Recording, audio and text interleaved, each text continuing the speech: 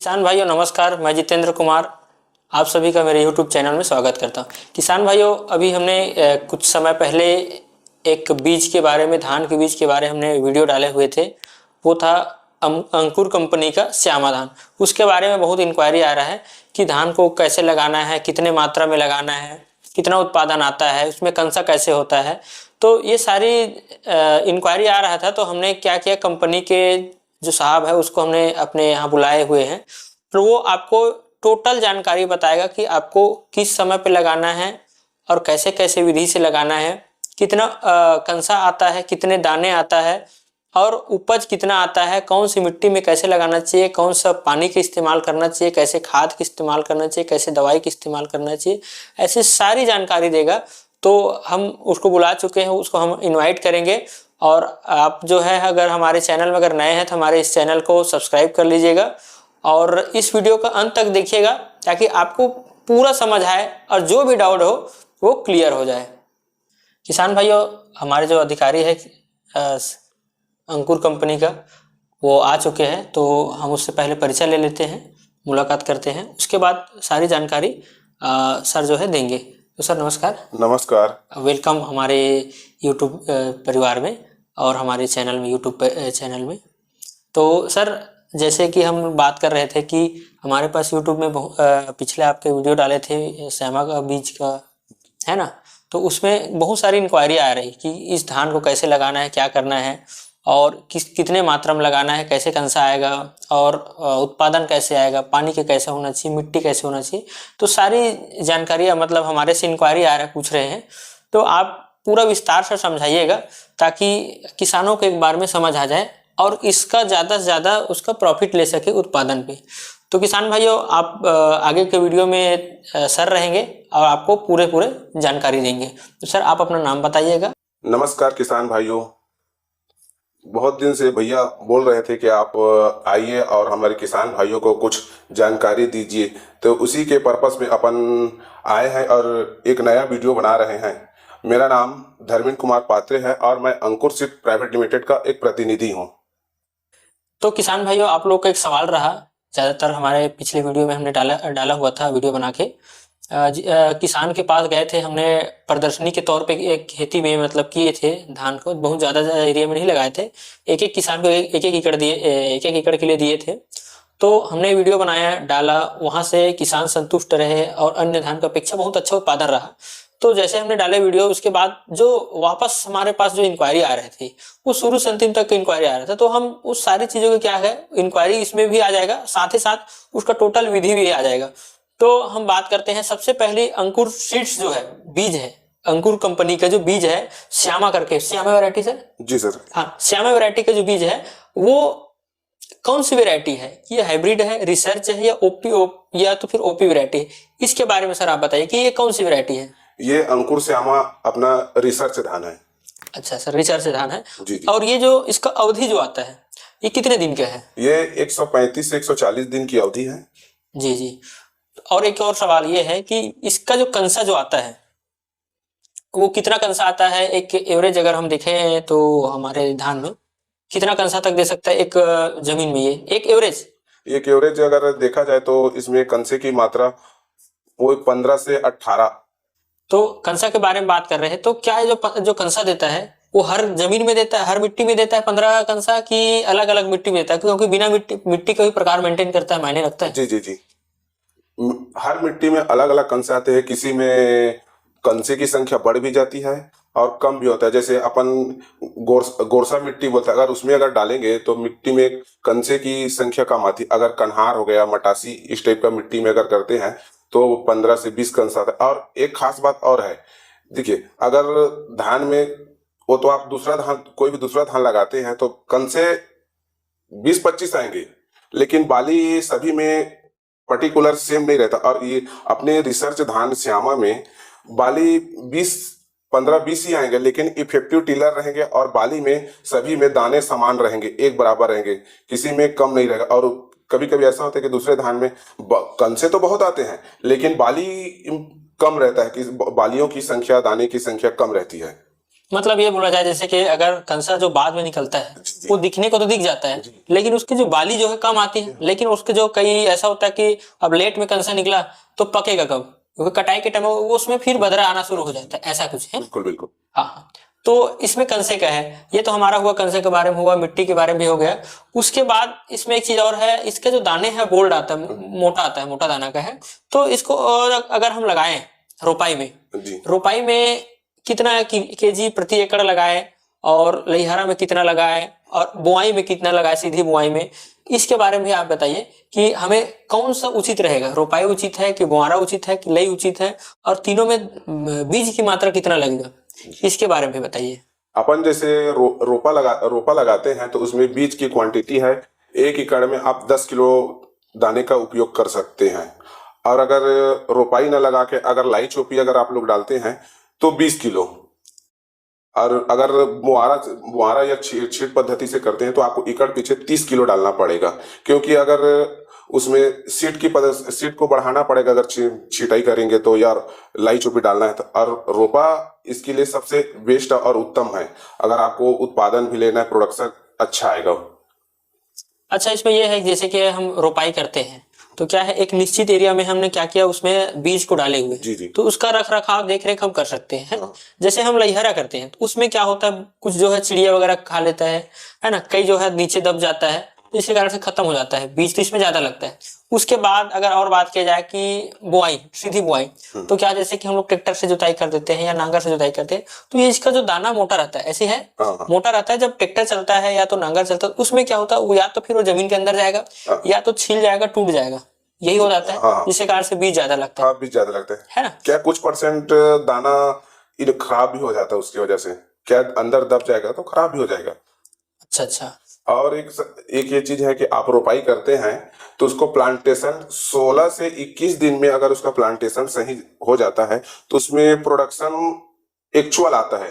अगर जैसे आप थोड़ा सा अगर उसको जितना लेट करते जाएंगे तो उसमें प्रोडक्शन में उसकी कमी आती जाएगी। अच्छा, मतलब जैसे कि हमने जिस दिन नर्सरी डाले, जी जी जी, उस दिन से 16 से 21 दिन के अंदर हमें क्या करना है, उसको रोपाई करना है। बिल्कुल। अगर नहीं करेंगे तो उसमें क्या है, उसमें जितना क्वालिटी जो रहता है, इफेक्टिव जो जी जी है ना, वो खत्म हो जाएगा, ऐसा है।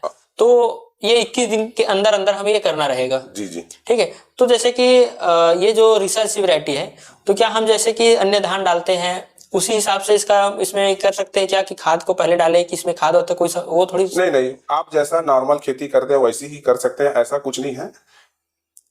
अच्छा, तो इसमें खाद का जो है कोई मतलब नहीं है कि हम अपने जो धान लगाते हैं परंपरागत जो भी धान लगाते हैं, जो आप नॉर्मल धान डालते हैं उसी प्रकार से इसको डाल सकते हैं। अच्छा अच्छा, ऐसा कुछ नहीं है कि इसमें दूसरा कुछ खाद डालना है, ऐसा कुछ नहीं है। अच्छा, सबसे ये तो हो गया हमारा धान। अब ये जैसे हमने रोपाई कर दी, अब इसमें हमारी धान में क्या है, अब धान तो लगा लिए, अब उसमें क्या है, बीमारी वगैरह भी बहुत सारा आता है। तो ये बताइएगा कि इसमें जो बीमारी जो आता है वो कौन कौन सी बीमारी आ जाता है, और साथ में इसमें ये बताइएगा कि कौन कौन सी बीमारी के प्रति इसमें सहनशील है। जी जी, BLP भूरा माहो बोला जाता है, उसके प्रति धान सहनशील है। और एकदम ये भी नहीं बोल सकते कि सहनशील, वो तो क्लाइमेट के ऊपर डिपेंड करता है। ऐसा कोई कंपनी नहीं है जो धान बनाई है कि बीमारी नहीं आएगा, बीमारी कंपलसरी आना है। लेकिन इतना बोल सकते हैं कि आप नॉर्मल अगर दवा भी उसको उपयोग करते हैं तो बीमारी कंट्रोल हो जाएगा। इसके ऊपर रेजिस्टेंस पावर डाला गया है कि बीमारी के प्रति सहनशील रहे। अच्छा, मतलब जैसे कि कोई बीमारी कम आएगा या जो आएगा वो जल्दी जल्दी रिकवर हो जाएगा। अच्छा, है ना, ये है पहली बात। दूसरी बात क्या है, अभी सीड ब्लाइट का जो समस्या जो है बहुत ज्यादा लगभग सभी धान में आ जाता है, तो क्या इसमें भी आया अभी तक, ऐसा कुछ पता चला है किस धान? इसमें सीड ब्लाइट तो नहीं आया था। अच्छा, इसमें एक खास बात है कि थोड़ा सा इसमें दाने की संख्या ज्यादा है। दाने की संख्या के ज्यादा होने की वजह से थोड़ा सा फंगस आ जाता है। इसमें आपको थोड़ा सा फाल्स मट थोड़ा सा आता है, तो इसके लिए आपको थोड़ा सा उस समय जब गर्भोट की अवस्था में आएगा तो थोड़ा सा दवाई डालना पड़ेगा फंगीसाइड का। अच्छा अच्छा, जैसे कि प्रोपिकोनाजोल वगैरह है। हाँ, है ना। तो ये तो हुआ हमारा, कहाँ तक हुआ, बीमारी तक। तो इसमें ये बीमारी का तक कंप्लीट हुआ। अब जिसमें तना छेद की जो समस्या आती है, है ना, तो क्या इसमें भी तना छेद के लिए रेजिस्टेंस है कि नहीं है? तना छेद के लिए तो हल्का फुल्का मतलब तना छेदा आ सकता है, मैं वही बोला हूँ कि तना छेदा भी आ सकता है। बाकी जैसे अन्य धान में तना छेदा आता है उस टाइप का तना छेदा नहीं आता इसमें। अच्छा अच्छा। किसकी, क्योंकि इसकी जो पेड़ की पौधे की जो मोटाई है और उसमें सहने की क्षमता ज्यादा है।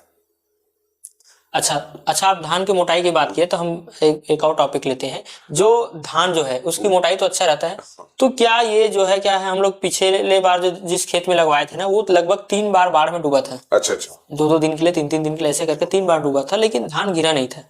मतलब वो खड़ी का खड़ी था। तो क्या ये हवा तूफान में भी ये सहनशील है, खड़ा रहेगा कि ये गिर जाएगा? क्योंकि अन्य धान जो रहता है पतली रहती है ना, डंगाली, तो क्या होता है पौधे तो गिर जाता है, इसका धान मोटा है।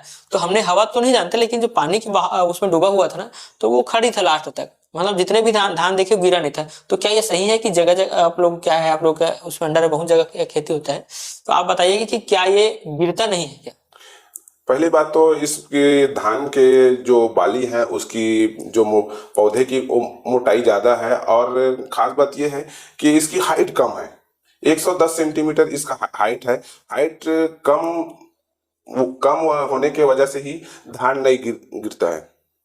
अच्छा, हाइट कम है। हाँ। लेकिन बाली का साइज क्या आता है, हाइट अगर जैसे कम है तो? बाली का वजन अब मान लीजिए अगर एक बाली की अपन वेट करेंगे तो कम से कम 13 से 14 ग्राम की एक बाली आती है। और अगर दाने की संख्या बोला जाए तो 550 प्लस दाने की संख्या रहती है। इसके वजह से ये खासियत है, तब भी इसकी पौधे गिरते नहीं है। अच्छा, तो अगर 500 से 550 तक के दाने आता है एक बाली में, तो फिर उसकी जो दाने की जो दूरी है, दाने से दाने की दूरी, वो तो एकदम नजदीक रहता होगा, गुच्छे में रहता होगा हाँ। एकदम से, है ना? जी, वही चीज पहले बोला गया था कि इसमें दाने की संख्या बहुत ज्यादा है, घना है। और इसमें क्या है, वो थोड़ा सा वो जो फंगस बोला गया ना कि फाल समट आ जाता है हल्का फुल्का कहीं कहीं, वो वही कारण है कि उसमें दाने की संख्या एकदम बहुत ज्यादा पास पास है। तो क्या है, थोड़ा सा अंदर में नमी होके उसमें फंगस आने का थोड़ा सा वो रहता है बस। अच्छा, अब हम तो ये दाने तक पहुंच गए। ओवरऑल अब हम बात की जाए तो एकड़ में इसका उत्पादन, जी जी। ओवरऑल ऐसा नहीं है कि पर्टिकुलर एक ही खेत की बात है, ओवरऑल कितना आ सकता है, आता है ऐसा कुछ? ओवरऑल देखा जाए दानों क्या बोलते हैं, 1 एकड़ में अपन ने एवरेज पर्टिकुलर सभी जगह देखा था तो किसी जगह 30 कुंटल भी आया था, किसी जगह 33 कुंटल इसका एवरेज अपने लिया था। जैसे अपन बिलासपुर एरिया में देखे थे तो 30 कुंटल इसका एवरेज आया था। और चांपा रायगढ़ इधर अपन देखे तो 33 कुंटल, किसी ने तो 35 कुंटल इसका एवरेज लिया है। अब वो किसान के ऊपर डिपेंड करता है कि वो किस तरह से उसका रख रखाव और खेती करता है। अच्छा, मतलब वो तो किसानों के ऊपर भी डिपेंड करता जी जी जी। है ना? लेकिन एक एवरेज है 30 क्विंटल हाँ, के 30 आसपास कुंटल इसका एवरेज है। है ना? क्योंकि जब तक किसानों को ये भी पता होना चाहिए कि इसका एवरेज क्या आता है, क्योंकि देखो 500 से 550 दाना आ रहा है, मतलब स्वाभाविक सी बात है उत्पादन ज्यादा ही आएगा, है ना? उसमें ये है, चलो बढ़िया है। और इसमें अगर बात की जाए तो कटाई में, तो फिर सीधी सी बात है, धान खड़ी रहेगा तो कटाई में तो आसानी आएगा, कटाई में तो कोई प्रॉब्लम नहीं रहता होगा, जी जी। है ना? एक और बहुत ज्यादा समस्या आता है किसान भाइयों को, वो आता है भूरा माहू। तो भूरा माहू में इसका क्या प्रदर्शन रहा कि अभी तक इसमें ज्यादा भूरा माहू अटैक किया कि कम अटैक किया, ऐसा टाइप से जब आप लोग इतने दिन से लगवाए हो, तो ये आप कुछ थोड़ा से बताइएगा। क्या पिछले साल ही तो कंपनी ने अंकुर कंपनी ने श्यामा धान को लॉन्च किया और हमने जगह जगह डिस्ट्रीब्यूट किया। तो पिछले साल जहां तक सभी जगह आपने देखा था तो भूरा माहो का शिकायत बिल्कुल नहीं आया था। और इसमें जो भूरा माहो बीएलपी बोल रहे हैं इसी के प्रति उसमें सहनशील है। अच्छा, मतलब भूरा माहू के प्रति भी इसमें समझ ले। तो किसान भाइयों, ये जानकारी कैसा लगा उसको आप बताइएगा, और इसमें आपको क्या डाउट लग रहा है इसके बारे में आप हमें कमेंट करके जरूर बताइएगा। हमने कंपनी के प्रतिनिधि को यहाँ पे बुलाए, उसे डायरेक्ट सभी जानकारी लिए। अगर आपको और कुछ लगता है तो बिल्कुल आप हमें कमेंट करके बताएं, और हमारा नंबर है, वहाँ पे आप फ़ोन कीजिएगा। अगर फ़ोन रिसीव नहीं होता है तो आप हमें मैसेज या व्हाट्सअप कर लीजिएगा, उसके बाद आप टोटल जानकारी लीजिएगा। अगर आप हमारे यहाँ से दूर से हैं तो भी आप हमसे कांटेक्ट कीजिएगा, बीज आप तक हम उपलब्ध करा देंगे। तो किसान भाइयों, अब हम चाहते हैं आपसे विदा, और मिलते हैं नेक्स्ट वीडियो में। तब तक के लिए अभी तक अगर हमारे चैनल को आप सब्सक्राइब नहीं किए हैं तो सब्सक्राइब कर लीजिएगा, और ये वीडियो आपको कैसे लगा इसके बारे में आप कमेंट करके बताइएगा, और वीडियो को लाइक कीजिएगा।